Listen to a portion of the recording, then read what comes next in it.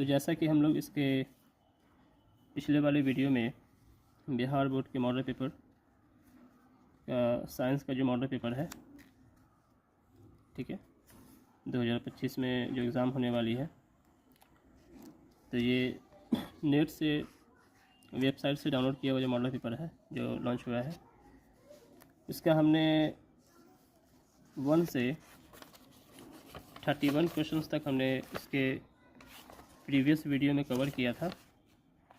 ठीक है, यहाँ तक हम लोग ने क्वेश्चंस को कवर किया। आज के इस वीडियो में हम लोग इसके बाकी के सारे क्वेश्चंस को इसी वीडियो में कंप्लीट करने की कोशिश करेंगे। ठीक है, तो ज़्यादा देर किए बिना हम लोग इसके आगे क्वेश्चंस को बनाना शुरू करते हैं। आई होप कि आप लोगों ने भी अपना कॉपी कलम पास में रखा होगा। ठीक है, चलिए आइए मेरे साथ आप भी अपना जो है फाइनल एग्ज़ाम से पहले इसको अच्छे से रिवाइज़ कर लें। सारा चैप्टर पढ़ाई हो चुका है, बस हम लोग इसको एक तरह से रिवीजन की पर्पज़ से हम लोग सारे क्वेश्चंस को देखेंगे। ठीक है, चलो, तो 31 तक हमने क्वेश्चन को देखा था। आज हम लोग 32 से स्टार्ट कर रहे हैं और कोशिश करेंगे कि आज सारा क्वेश्चन हम लोग इसी वीडियो के अंत तक कवर कर लें। चलिए, तो क्वेश्चन नंबर 2 में कह रहा है कि निम्नलिखित में से कौन बुझा हुआ चूना है। ठीक है, निम्नलिखित में से कौन बुझा हुआ चूना है। ऑप्शन में है कैल्शियम ऑक्साइड, और ऑप्शन 2 में है कैल्शियम कार्बोनेट, ऑप्शन सी में है कैल्शियम हाइड्रोक्साइड और ऑप्शन डी है कैल्शियम। ठीक है, तो इसका जो राइट आंसर होगा वो होगा ऑप्शन सी, कैल्शियम हाइड्रोक्साइड। ठीक है, इसे हम बुझा हुआ चूना कहते हैं। ठीक है, अगला क्वेश्चन पे आते हैं। नेक्स्ट क्वेश्चन कह रहा है कि दंत मंजन प्रायः कैसे होते हैं। ठीक है, दंत मंजन प्रायः होते हैं कैसे, अम्लीय, लवण युक्त, क्षारीय या इनमें से कोई नहीं। ठीक है, तो हम जानते हैं कि हम लोग जब चैप्टर पढ़ा था तो उसमें हमने पढ़ा था कि हमारे जो मुख में एक लार होती है, ठीक है, जो अम्लीय होता है। हमारे मुख में रात भर जब हम लोग कुछ नहीं खाते हैं तो ये अम्ल जो होता है वो हमारे दांत के चारों तरफ फैल जाते हैं, उपस्थित रहते हैं, मौजूद रहते हैं। ठीक है, तो उस अम्ल को उदासीन करने के लिए हम लोग बाहर से क्षारीय पदार्थ का सेवन करते हैं या फिर क्षारीय किसी पदार्थ से ब्रश करते हैं। ठीक है, इसके लिए हम लोग मंजन का इस्तेमाल करते हैं, टूथपेस्ट का इस्तेमाल करते हैं, दंतवन का इस्तेमाल करते हैं। ये तीनों चीज़ें जो होती है वो क्षारीय होती है। ठीक है, तब जाकर क्षार जो है वो मुख में, हमारे माउथ में उपस्थित अम्ल से अभिक्रिया करके उसे उदासीन बना देता है। इसका जो राइट आंसर होगा वो होगा क्षारीय, ऑप्शन सी। ठीक है, दंत मंजन में प्राय क्या होते हैं, तो वो क्षारीय होते हैं। ठीक है, हमारे मुख की अम्लीयता को नष्ट करने के लिए, उसे उदासीन बनाने के लिए। ठीक है, आई होप कि समझ में आ गया होगा क्वेश्चन, बहुत ईजी क्वेश्चन था। हम आते हैं इसके अगले क्वेश्चन पर। ठीक है, अगला क्वेश्चन कह रहा है कि नींबू में कौन सा अम्ल होता है। बहुत ईजी क्वेश्चन है, आपने याद किया होगा कि अलग अलग खट्टे पदार्थ में कौन से अम्ल पाए जाते हैं। तो नींबू में कौन से अम्ल पाए जाते हैं। ऑप्शन है सिट्रिक अम्ल, लैक्टिक अम्ल, एसिटिक अम्ल, फॉर्मिक अम्ल। ठीक है, ये सब अलग अलग जीवों में, पदार्थों में पाया जाता है। इसका जो ऑप्शन, जो करेक्ट आंसर होगा वो होगा ऑप्शन ए। ठीक है, नींबू में सिट्रिक अम्ल पाया जाता है, इसलिए जो नींबू होता है वो खट्टा होता है। इसके अगला क्वेश्चन में हम लोग आते हैं कि मिल्क ऑफ मैग्नीशिया का पीएच मान कितना होता है। तो मिल्क ऑफ मैग्नीशिया जो होता है वो काफ़ी अधिक क्षारीय होता है। ठीक है, इसका पीएच मान 10.5 होता है। ठीक है, option D is the correct answer. ठीक है, याद रहेगा, मिल्क ऑफ मैग्नीशिया का जो पीएच मान होता है वो 10.5 होता है। ठीक है, option D is the correct answer. अब आते हैं इसके अगले क्वेश्चन की तरफ। चलिए, इसका जो नेक्स्ट क्वेश्चन है 36, जस्ता का अयस्क है, मतलब जस्ता जो हमारा धातु है वो हम लोग किस अयस्क से प्राप्त करते हैं। ठीक है, ऑप्शन है बॉक्साइट, सोडियम क्लोराइड, सिनेबार या जिंक ब्लेंड। तो आपने पढ़ा होगा चैप्टर में कि जस्ता जो है वो हम लोग जिंक ब्लेंड से प्राप्त करते हैं। ठीक है, यानी कि जस्ता का जो अयस्क है, जस्ता जो धातु है वो हम लोग जिंक ब्लेंड नामक अयस्क से, ठीक है, प्राप्त करते हैं। तो option D is the correct answer. ठीक है, आते हैं इसके नेक्स्ट क्वेश्चन की तरफ। ध्यान रहे कि हम लोग केवल रिवाइज कर रहे हैं। ठीक है, हम लोग चैप्टर नहीं पढ़ रहे हैं, हम लोग रिवाइज कर रहे हैं। चैप्टर हम लोग पढ़ चुके हैं पहले भी, पर जहाँ तक हो सकेगा हम क्वेश्चन को समझाने की कोशिश करेंगे। ठीक है, और इसी तरह आगे आप क्वेश्चन को ध्यान से देखें। धातु जो सिर्फ अम्ल राज में घुलता है वह है, ठीक है। धातु जो सिर्फ अम्ल राज में घुलता है, जो एक एसिड होता है, ठीक है, कौन घुलता है? तो इसका जो ऑप्शन है वो है ऑप्शन ए Fe लोहा, ऑप्शन है बी Cu कॉपर, ठीक है, ऑप्शन सी है Au जिसे हम गोल्ड सोना कहते हैं, एंड ऑप्शन डी है एल्यूमिनियम, ठीक है।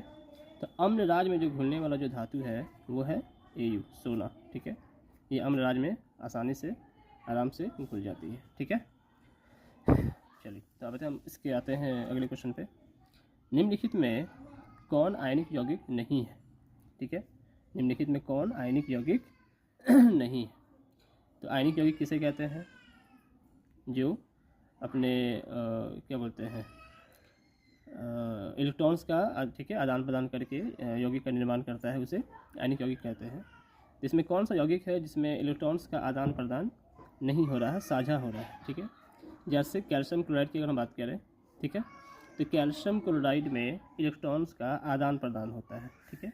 अगर आप इसको ऐसे समझें तो कैल्शियम का जो एटॉमिक नंबर होता है वो होता है 20, ठीक है। कक्षाओं में इसका जो इलेक्ट्रॉन का जो वितरण है वो इस तरह से है कि पहली कक्षा में 2 इलेक्ट्रॉन, उसके बाद 8, उसके बाद 8, इसके बाद 2, ठीक है। अपने जब बाहरी इलेक्ट्रॉन 2 को त्यागेगा, ठीक है, तब जाके इसका अष्टक पूरा हो जाएगा, है ना। किसको देगा? उसके बगल में कौन है? Chlorine, Cl2। तो क्लोरीन के अगर हम एटॉमिक नंबर की बात करें तो वो होता है 17, ठीक है। कक्षाओं में इलेक्ट्रॉन का वितरण कैसे होता है? तो 2, 8 और 7, ठीक है। इसको 1 इलेक्ट्रॉन की ज़रूरत होती है।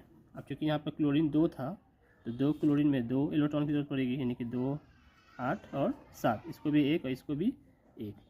तो क्या करेगा कि ये जो कैल्शियम के पास जो बाहर में 2 इलेक्ट्रॉन था वो 1 इलेक्ट्रॉन 1 क्लोरीन को देगा और फिर 1 इलेक्ट्रॉन 1 क्लोरीन को देगा, ठीक है।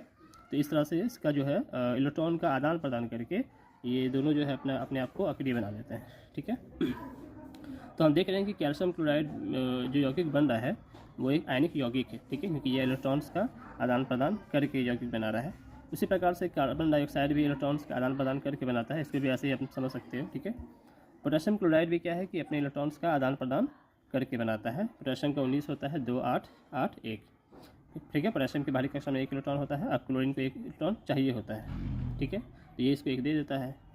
अगर हम बात करते हैं इसकी HCN की, ठीक है, तो अब यहाँ पर देख रहे होंगे कि हाइड्रोजन, ठीक है, हाइड्रोजन की वजह से आप इसको पकड़ सकते हो कि ऑप्शन डी हमारा करेक्ट आंसर होगा, क्योंकि हाइड्रोजन के पास बाहरी कक्षा में 1 इलेक्ट्रॉन होता है और वो 1 इलेक्ट्रॉन दे नहीं सकता है, ठीक है। वो 1 इलेक्ट्रॉन साझा करके कोई भी यौगिक बनाता है, बात समझ आएगी। तो हाइड्रोजन जो होगा, ये जो आप यौगिक जो देख रहे हैं, ये इलेक्ट्रॉन्स का आदान प्रदान करके नहीं बनाएगा, बल्कि ये साझा करके बनाएगा, ठीक है। तो हम कह सकते हैं कि जो ऑप्शन डी है वो आयनिक यौगिक नहीं है, ठीक है। तो इसका जो राइट आंसर होगा वो होगा डी, ठीक है। चलिए अब आते हैं इसके अगले क्वेश्चन पे, क्वेश्चन 39। हीलियम गैस है, हीलियम गैस क्या है? तो आपने अक्रिय गैस पढ़ा होगा, ठीक है। Helium, neon, argon, krypton, xenon, radon, ये 6 अक्रिय गैसें होती हैं। तो इसमें से पहला जो गैस है हीलियम, वो क्या है? सक्रिय नहीं है, उदासीन नहीं है, क्या है? ऑप्शन बी अक्रिय गैस है, ठीक है। 6 में से एक हीलियम जो है वो पहला अक्रिय गैस है, क्लियर है। Option B is the correct answer. चलिए अब आते हैं इसके अगले क्वेश्चन की तरफ, क्वेश्चन नंबर 40। बस ज़्यादा वक्त नहीं लेंगे, थोड़ा सा और है, ठीक है। कोशिश करेंगे इसको जल्द से जल्द ख़त्म करने का। सबसे कठोर प्राकृतिक पदार्थ है, सबसे कठोर प्राकृतिक पदार्थ क्या है? हीरा। आपने बहुत इजी क्वेश्चन था, है ना, आपने पहले ही पढ़ा होगा कि हीरा जो है वो सबसे कठोर पदार्थ माना जाता है, ठीक है। लोहा नहीं है, सोना भी नहीं है, चांदी भी नहीं है। Option D is the correct answer, ठीक है। नेक्स्ट क्वेश्चन की तरफ आते हैं। बेंजीन का अणुसूत्र क्या है? ये भी बहुत आसान क्वेश्चन है, बेहद आसान क्वेश्चन है। बेंजीन का अणुसूत्र क्या होता है? ऑप्शन डी C6H6, ठीक है। ये बेंजीन का अणुसूत्र होता है, क्लियर है यहाँ तक? चलिए option D is the correct answer. ये सब ऐसे क्वेश्चंस है जो बाकी की तरफ आपको देखना ही नहीं है, बाकी ऑप्शंस को छोड़ दो, जो राइट आंसर है जो उसी पर सीधा डायरेक्ट टिक करना है देख करके, क्लियर है। हाँ, कुछ ऐसे क्वेश्चंस होते हैं जिसमें सारे ऑप्शंस को देखने होते हैं, ठीक है, जज करना होता है, थोड़ा सा कन्फ्यूजन अगर रहेगा तो। लेकिन कुछ क्वेश्चंस ऐसे होते हैं जिसमें कोई कन्फ्यूज़न नहीं होता है, 110% आदमी श्योर रहता है कि इसका एग्जैक्ट आंसर जो होगा वो यही होगा। तो बेंजीन का वैसे ही हमारा जो सूत्र है वो हमको पहले से पता है, ठीक है, आई होप कि पता होगा। और जिनको नहीं पता है वो भी आप यहाँ से याद रखें कि बेंजीन का जो अणुसूत्र होता है वो C6H6 होता है, ठीक है। दोनों तरफ सेम नंबर है 6 का। आते हैं इसके अगले क्वेश्चन की तरफ। हाइड्रोजन के दो परमाणुओं के बीच कौन आबंध बनाते हैं? तो हाइड्रोजन के दो परमाणु के बीच कौन सा बंधन बनता है? त्रिबंधन, द्विआबंध, एक आबंध, इनमें से कोई नहीं।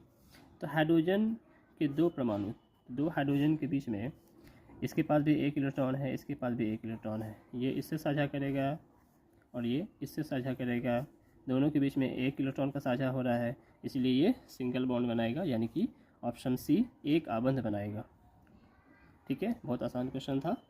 अगर दो इलेक्ट्रॉन का साझा होता, ठीक है, तो द्विआबंध, अगर तीन इलेक्ट्रॉन का साझा होगा तो त्रिआबंध।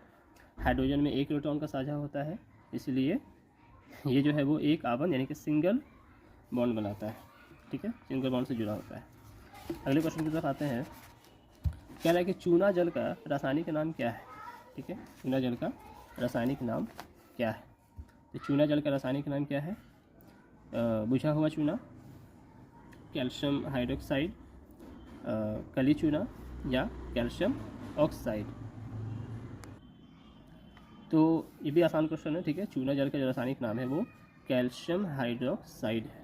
बुझा हुआ चूना हमने याद किया था इससे पहले क्वेश्चन में, ठीक है। Option B is the correct answer. Calcium hydroxide जो है वो चूना जल का रासायनिक नाम है, ठीक है। चलिए अब आते हैं इसके अगले क्वेश्चन की तरफ। चलिए अगला क्वेश्चन कह रहा है कि चीनी का रासायनिक सूत्र क्या है? ये भी बेहद ही आसान क्वेश्चन है। चीनी का रासायनिक सूत्र क्या होता है? C12H22O11, है ना। और C6H12O6 आपको पता है कि ग्लूकोज का होता है। प्रकाश संश्लेषण क्रिया में आपने इसको याद किया होगा। तो ये है ऑप्शन सी, चीनी का रासायनिक सूत्र, है ना, C12 C12 H22 O11, ठीक है। चलिए तो इस आसान क्वेश्चन के बाद हम लोग अगले क्वेश्चन पे आते हैं। निम्नलिखित में से कौन कार्बनिक यौगिक सबसे अधिक अभिक्रियाशील है? ये भी काफ़ी इंटरेस्टिंग क्वेश्चन है, इसको हमें समझाना होगा, ठीक है, विथ एग्जांपल कि ये चारों हाइड्रोकार्बन में से, है ना, कौन सबसे अधिक अभिक्रियाशील है। तो क्वेश्चन नंबर 45 हम लोग देख रहे थे कि निम्नलिखित में कौन कार्बनिक यौगिक सबसे अधिक अभिक्रियाशील है, ठीक है। देखो, सबसे अधिक अभिक्रियाशील वही यौगिक होता है जिसका अष्टक पूरा ना हो, जिसमें संयोग करने की क्षमता बाकी हो, ठीक है, वो कंप्लीट तरीके से अपने इलेक्ट्रॉन्स का इस्तेमाल ना किया हो, ठीक है यानी कि कोई ना कोई इलेक्ट्रॉन्स खाली हो और दूसरे से अभिक्रिया के लिए वो प्रतिबद्ध हो और तैयार हो, तो वैसे यौगिक को हम लोग कहेंगे कि वो अधिक क्रियाशील है, ठीक है। अगर किसी यौगिक के सारे परमाणु के सारे इलेक्ट्रॉन्स का इस्तेमाल हो जाता है, ठीक है, तो वो अभिक्रियाशील नहीं होता है। तो हम इन चारों में से वही वैसे यौगिक को हम लोग तलाश करेंगे, ठीक है, कोशिश करेंगे कि कौन सा वो है। जैसे पहला देखो C2H6, अगर हम बात करें C2H6 की तो इसमें 2 कार्बन है इस तरह से और 6 हाइड्रोजन है, तो 3 हाइड्रोजन इधर हो गया और 3 हाइड्रोजन इधर, यानी कि इसमें सारे इलेक्ट्रॉन्स का यूज़ हो चुका है। अगर हम C3H8 की बात करेंगे तो 3 हो गया कार्बन, ठीक है, 3 यहाँ ये, 3 यहाँ ये, 3 3 6 और 2 यहाँ 8, ठीक है। तो इसके भी सारे इलेक्ट्रॉन्स का इस्तेमाल हो जाता है एक दूसरे के साथ। अगर हम CH4 की बात करें तो एक कार्बन के साथ 4 हाइड्रोजन जुड़े होते हैं, इसका भी सारे जो है वो कंप्लीट है। बच जाता है हमारा C2H4 यानी कि 2 कार्बन और 4 हाइड्रोजन, तो 2 कार्बन हो गया, 2 इधर हाइड्रोजन और 2 इधर, ठीक है, 2 और 2 4 हाइड्रोजन। अभी भी यहाँ पर एक जो है वो बच रहा है और यहाँ पर भी एक बच रहा है, तो हम कह सकते हैं कि जो C2H4 है वो अधिक अभिक्रियाशील जो है यौगिक है, ठीक है। Option D is the correct answer. चलिए तो हम आते हैं इसके अगले क्वेश्चन की तरफ। अगला क्वेश्चन कहता है कि मेंडलीफ ने अपनी आवर्त सारणी तैयार करने के लिए कौन सा मापदंड अपनाया? यानी कि मेंडलीफ ने जो आवर्त सारणी बनाया, ठीक है, उन्होंने किस आधार पर बनाया, ठीक है, किस मापदंड का इस्तेमाल किया, किस कॉन्सेप्ट को उन्होंने पकड़ा था। जैसे पहला बोल रहा है कि न्यूट्रॉन्स की संख्या पर, ये नहीं होगा, ठीक है, परमाणु द्रव्यमान पर, परमाणु संख्या पर या मोल संख्या पर, ठीक है। तो इसका जो राइट आंसर होगा वो होगा ऑप्शन बी, यानी कि उन्होंने परमाणु द्रव्यमान के आधार पर मापदंड पर उन्होंने आवर्त सारणी का निर्माण किया था। Option B is the correct answer, ठीक है। इस अगले क्वेश्चन की तरफ हम लोग आते हैं। क्वेश्चन कह रहा है कि निम्नलिखित में कौन क्षार धातु नहीं है, ठीक है। निम्नलिखित में कौन क्षार धातु नहीं है। ऑप्शन ए में कह रहा है मैग्नीशियम, ऑप्शन बी में है सोडियम, इसके दो ऑप्शन इसके बैक साइड में है, ठीक है। ऑप्शन सी है रुबेनियम और ऑप्शन डी है लिथियम, ठीक है। इसका जो ऑप्शन जो आंसर होगा वो होगा ऑप्शन ए मैग्नीशियम, ठीक है। यानी कि Mg जो है वो क्षार धातु नहीं है। चलिए अगले क्वेश्चन की हम लोग आते हैं। निम्नलिखित में कौन हाइड्रोजन समूह का सदस्य है। तो आवर्त सारणी आपने पढ़ा होगा। तो पहला जो इसमें जो तो हाइड्रोजन समूह का जो सदस्य है वो है ऑप्शन सी, यानी कि ब्रोमीन, ठीक है। ऑप्शन ए में बेरियम था, ऑप्शन बी में बोरोन था, option C bromine, option D बेरिडियम। तो इसका जो राइट आंसर होगा वो होगा ऑप्शन सी ब्रोमीन, ठीक है। चलिए अगला क्वेश्चन की तरफ हम लोग आते हैं कि जिंक की परमाणु संख्या क्या है, ठीक है। Zn की परमाणु संख्या क्या होगी। ऑप्शन ए है 27, ऑप्शन है बी 28, ऑप्शन सी है 29, ऑप्शन डी है 30, ठीक है। इसका जो राइट आंसर होगा वो होगा ऑप्शन डी, ठीक है। यानी कि जिंक की जो परमाणु संख्या होती है वो 30 होती है, ठीक है। चलिए निम्नलिखित में कौन विद्युत ऋणात्मक होते हैं, ठीक है। निम्नलिखित में कौन इलेक्ट्रो नेगेटिव होते हैं। ऑप्शन ए है अधातु, ऑप्शन बी है धातु, ऑप्शन सी है मिश्र धातु और ऑप्शन डी है इनमें से कोई नहीं, ठीक है। तो विद्युत ऋणात्मक किसे कहते हैं। तो वैसे एलिमेंट्स, वैसे धातु, वैसे पदार्थ, वैसे परमाणु जो इलेक्ट्रॉन्स को ग्रहण करते हैं, ठीक है। ग्रहण करने से इलेक्ट्रॉन की संख्या बढ़ जाती है और बढ़ जाने की वजह से उसके ऊपर इलेक्ट्रॉन्स चार्ज जाते हैं। और वो ऐसा कौन करता है, ठीक है, ठीक है ना। इसमें से कौन विद्युत ऋणात्मक होते हैं, ठीक है। तो ऑप्शन जो आंसर इसका होगा, तो निम्नलिखित में कौन विद्युत ऋणात्मक होते हैं। तो ऑप्शन ए है धातु, धातु, मिश्र धातु, इनमें से कोई नहीं, ठीक है। इसका ऑप्शन जो होगा, आंसर जो होगा वो ऑप्शन ए होगा, ठीक है। यानी कि जो अधातु होते हैं वो विद्युत ऋणात्मक होते हैं, ठीक है। चलिए तो हम लोगों ने 50 क्वेश्चन कवर कर लिया है, बस इसके 30 क्वेश्चन और हम लोग देखेंगे, ठीक है। चलिए फटाफट देखते हैं हम लोग। चलिए अब यहाँ से जो है जो क्वेश्चंस को हम जल्दी कवर कर पाएंगे। राजस्थान के किस ग्राम में, ठीक है, चिपको आंदोलन के क्रम में महिलाओं ने जानें दी थी, ठीक है। राजस्थान के किस ग्राम में, किस गांव में चिपको आंदोलन, आपने सुना होगा चिपको आंदोलन के बारे में, चिपको आंदोलन के क्रम में महिलाओं ने जानें दी थी। तो राजस्थान के कौन से गाँव में, पवना, खेजरी, रनी या रेनी। तो option B is the correct answer होगा। खेजरी एक गांव था, ठीक है ना, राजस्थान का, जहां की महिलाओं ने चिपको आंदोलन किया था, ठीक है। चलिए अगले क्वेश्चन पे आते हैं हम लोग। निम्नलिखित में किसके कारण पर्यावरण में संतुलन बिगड़ जाता है, ठीक है। हमारे इकोसिस्टम में, हमारे पर्यावरण में संतुलन जो बैलेंस होता है वो बिगड़ जाता है, किसके कारण। तो वन रोपण, यानी कि पौधा लगाने से बिल्कुल नहीं, पौधा लगाने से और अच्छा होता है।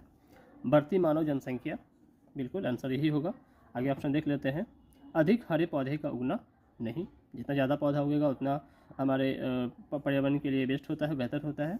या जैव विविधता, यानी कि जीवों में विविधता, डिफरेंसेस, ये भी नहीं, ठीक है। तो ऑप्शन बी जो होगा वो राइट आंसर होगा, यानी कि बढ़ती जनसंख्या की वजह से हमारा जो पर्यावरण है, जो हमारा इकोसिस्टम है वो प्रभावित होता है, इसका जो संतुलन है वो बिगड़ जाता है, ठीक है। चलिए तो option B is the correct answer. अगले क्वेश्चन पे आते हैं। पर्यावरण को प्रदूषण से बचाने का सबसे अच्छा तरीका क्या है। अच्छा है ना, बहुत ही आसान क्वेश्चन है। तो पर्यावरण को प्रदूषण से बचाने का सबसे अच्छा तरीका है वस्तु का पुनर्चालन, यानी कि वस्तु को फिर से इस्तेमाल में लाना, या वस्तु का पुनर्उपयोग, यानी कि वस्तु को फिर से उपयोग में लाना, वस्तु के उपयोग में कमी, यानी कि वस्तु के उपयोग में हम लोग कमी लाएं, कम से कम वस्तु का इस्तेमाल करें, ये इनमें से सभी। तो आपको क्या लगता है कि क्या होना चाहिए। जाहिर सी बात है कि वस्तु का पुनर्चालन, यानी कि वस्तु को हम लोग को कोशिश करना चाहिए कि हम लोग इसको ज़्यादा से ज़्यादा इस्तेमाल कर सकें, ज़्यादा से ज़्यादा उपयोग कर सकें, कम से कम उपयोग करें अगर पॉसिबल हो तो, संभव हो तो, ठीक है। तो मेरे हिसाब से जो होगा वो ऑप्शन डी, यानी कि इनमें से सारा काम हम लोग कर सकते हैं अपने पर्यावरण को प्रदूषित होने से बचाने के लिए, ठीक है। Option D is the correct answer. चलिए अगले क्वेश्चन पे आते हैं। अब यहाँ से ये क्वेश्चन फटाफट कवर होगा, जल्दी जल्दी कवर होगा, बायो के क्वेश्चन आ चुके हैं। चलिए क्वेश्चन कह रहा है कि सौर सेल में किसका उपयोग होता है, ठीक है। सौर सेल में यानी कि सोलर सेल में किसका उपयोग होता है? यूरेनियम का, हमने पढ़ा था ना सौर सेल, ठीक है, आपने पढ़ा होगा। इस तरह का धूप से जो हमें विद्युत प्राप्त होती है, जिसमें किसका उपयोग होता है? यूरेनियम का, प्लूटोनियम का, सिलिकॉन का या प्लास्टिक का? तो option C is the correct answer, यानी कि सिलिकॉन का इस्तेमाल किया जाता है सौर सेल को बनाने में। चलिए अगला क्वेश्चन पे आते हैं कि निम्नलिखित में कौन मुख्यतः बायोगैस है, यानी कि इन चारों में से कौन बायोगैस है? C2H6 ethane, CH4 methane, C4H10 butane या H2 हाइड्रोजन? तो बायोगैस जो है वो मेथेन होता है ना। CH4 is the right answer, option B, ठीक है। बायोगैस CH4 को माना जाता है, कहा जाता है। मनुष्य के दांत की सबसे ऊपरी परत, ठीक है, ये भी बेहद ही आसान क्वेश्चन है कि हमारे जो दांत होते हैं उसके सबसे ऊपर यानी कि उसके बाहर का जो लेयर जो जिसको हम लोग टच करते हैं, जिस पर हम लोग ब्रश करते हैं, सबसे ऊपरी परत किसका बना होता है, क्या कहलाता है? अस्थि, मज्जा गुहा, इनामेल या डेंटाइन? तो आपने पढ़ा होगा, याद होगा आपको, इनामेल की परत सबसे ऊपरी परत जो सबसे हार्ड होती है, सबसे मजबूत होती है, ठीक है।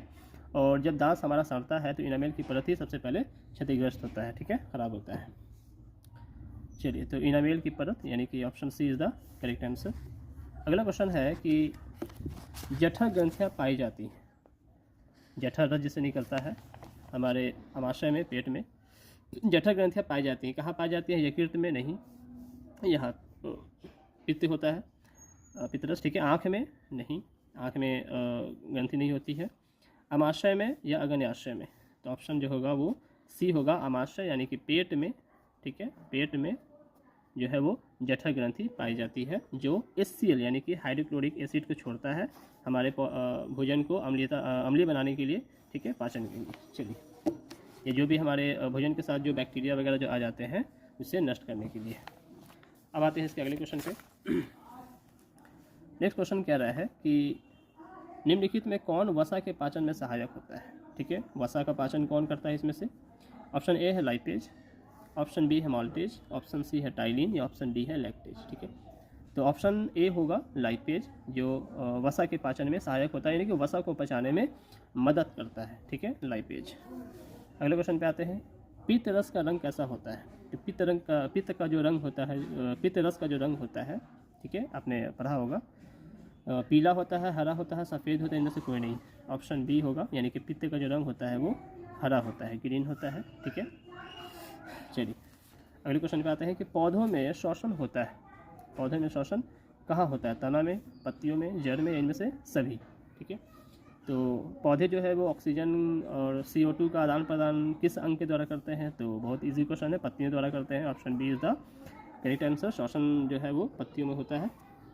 चलिए अगला क्वेश्चन पे आते हैं हम लोग कि हरे पौधे रात्रि में किस गैस का निष्कासन करते हैं, यानी कि हरे पौधे जो होते हैं वो रात में कौन सा गैस छोड़ते हैं? ये भी बहुत ही आसान क्वेश्चन है, ठीक है।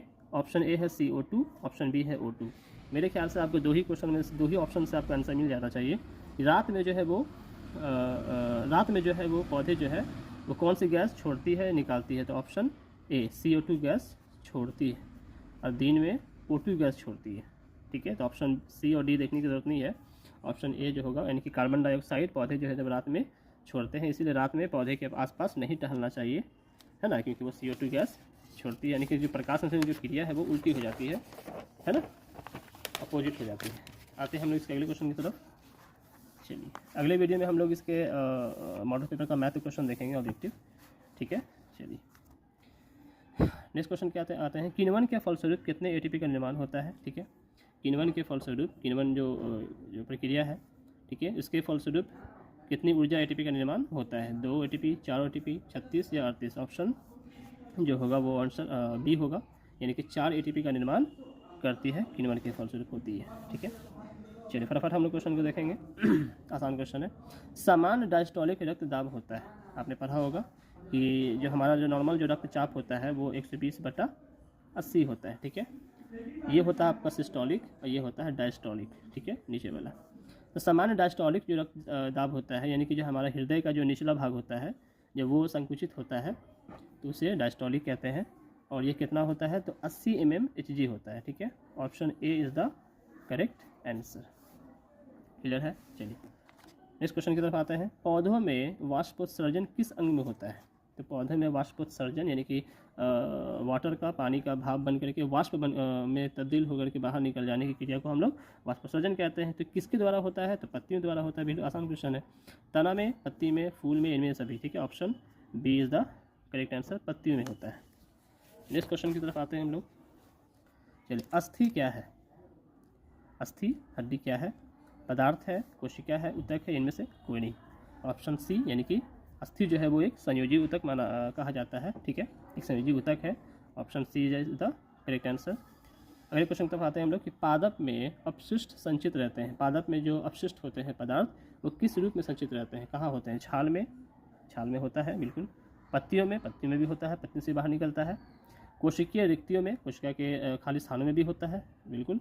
इनमें से सभी। ठीक है, ऑप्शन डी जो होगा वो राइट आंसर होगा, यानी कि तीनों में पौधे के जो अपशिष्ट पदार्थ होते हैं वो जमा रहते हैं, स्टोर होते हैं, संचित रहते हैं। ठीक है, चलिए अब आते हैं इसके अगले क्वेश्चन की तरफ। वृक्क के संरचनात्मक एवं क्रियात्मक इकाई को कहते हैं? बेहद ही आसान क्वेश्चन। वृक्क के संरचनात्मक और क्रियात्मक इकाई को नेफ्रॉन कहते हैं। Option C is the correct answer. मैंने कहा था, ठीक है, कि कुछ ऐसे क्वेश्चन होते हैं जिसके आंसर बखूबी पता होता है। ठीक है, चलिए अगले क्वेश्चन की तरफ हम लोग आते हैं।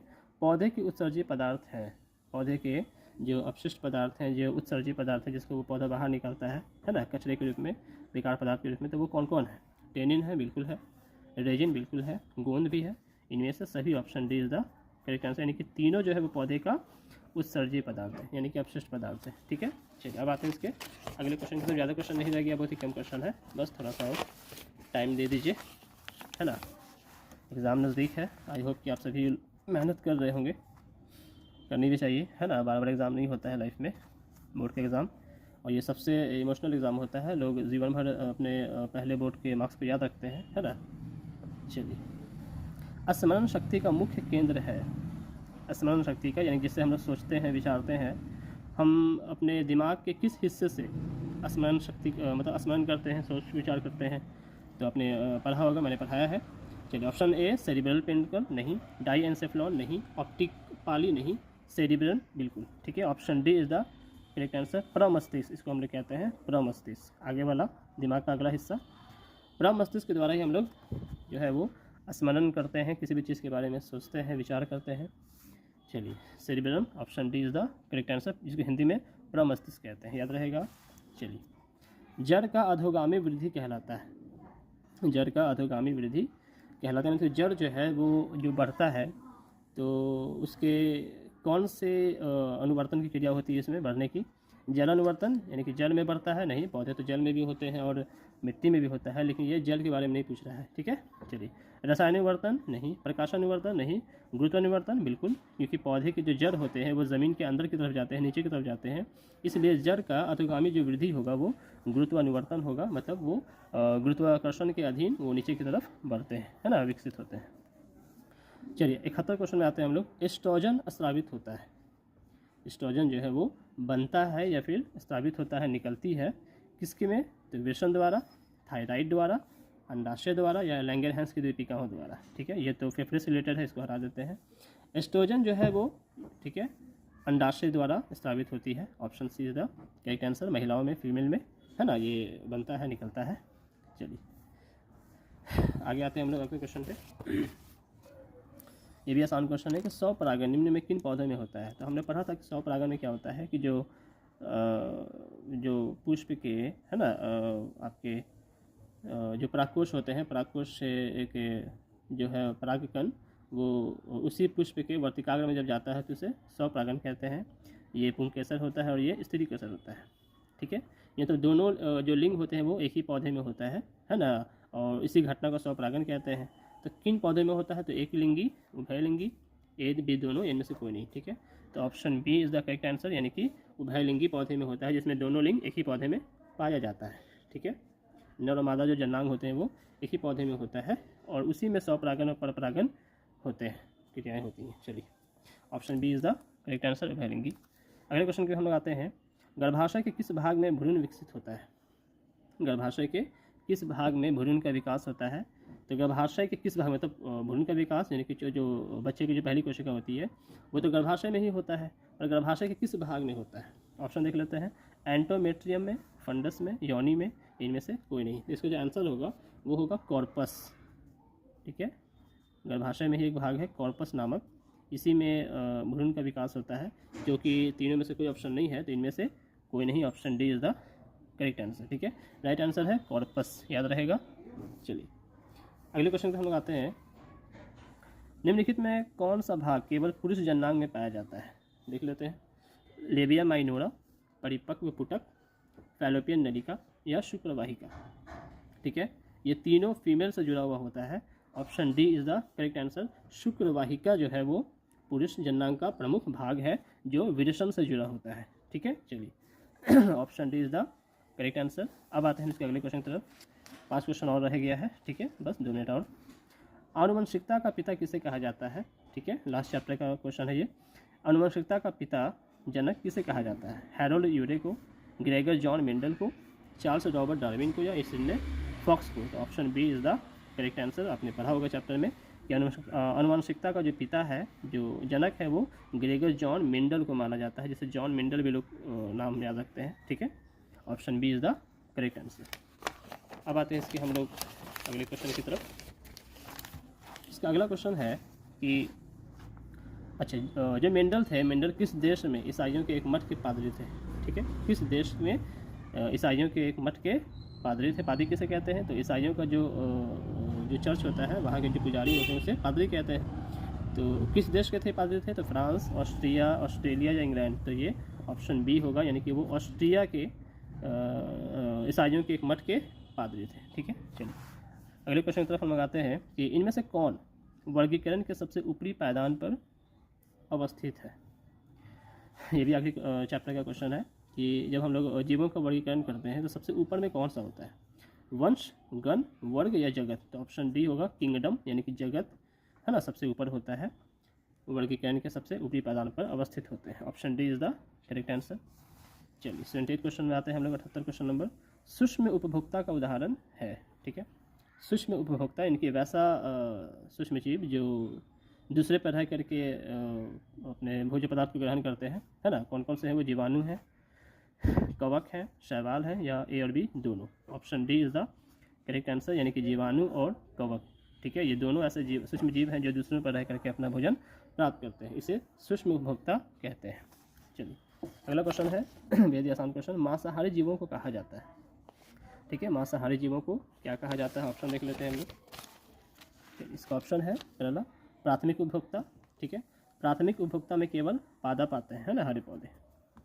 ओके, चलिए द्वितीयक उपभोक्ता, तृतीयक उपभोक्ता या ए और बी दोनों? वैसे ऑप्शन अगर देखा जाए आंसर तो जो मांसाहारी जीव जो होते हैं वो द्वितीयक भी कहलाते हैं और तृतीयक भी कहलाता है समटाइम कहीं कहीं पे।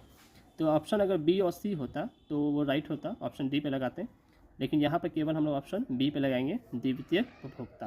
प्रथम उपभोक्ता जो है वो पादप होता है और जो मांसाहारी जीव होते हैं वो द्वितीयक उपभोक्ता कहलाएंगे। ठीक है, चलिए अब हम लोग आते हैं इसके आखिरी क्वेश्चन पे।